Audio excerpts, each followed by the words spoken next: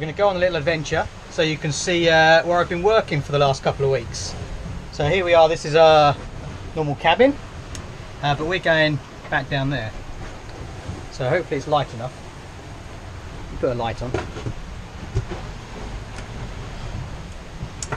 Right, so we go down here into the dungeon. Here's the water maker and water maker hell under there. So you can see there's not a lot of room, but it's all quite tight. And there's the filter, which also seems to be working fine. Water maker now horizontal and cable tied down. So it's through this door we're going to go under the cockpit to where the latest drama was, which was the autopilots. So here we go. So we go down into here.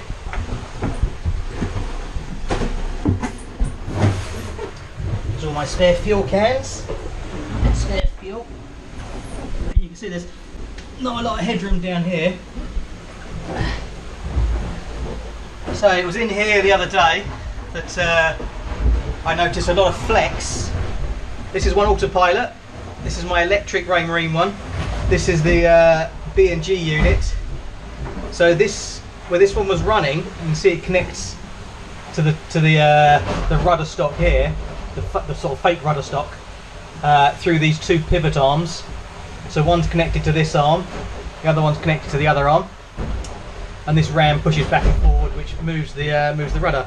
But what I was noticing is this here, this housing here, as this was pushing back and forwards, this was flexing up and down quite a lot.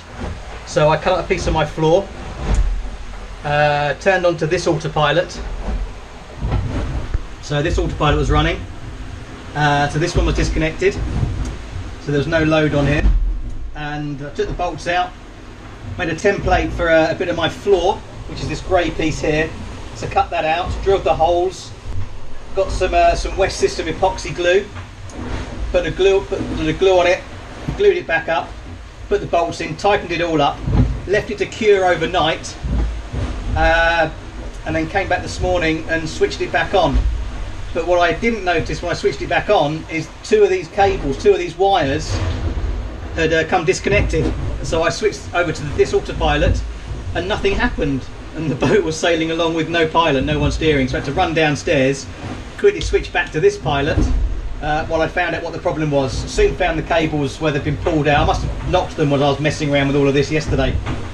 Reconnected the cables and switched over, and it's all working fine. So we're on this pilot at the moment.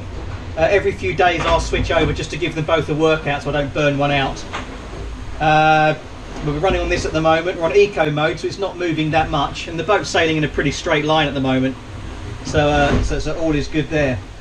And then if you go further back, if I crawl through the gap here, you can see that's out the back of the boat, and there's one rudder post, and there's the other rudder post over that side, and this is the stop where it all meets, and this the tiller arms that go out through the back of the cockpit.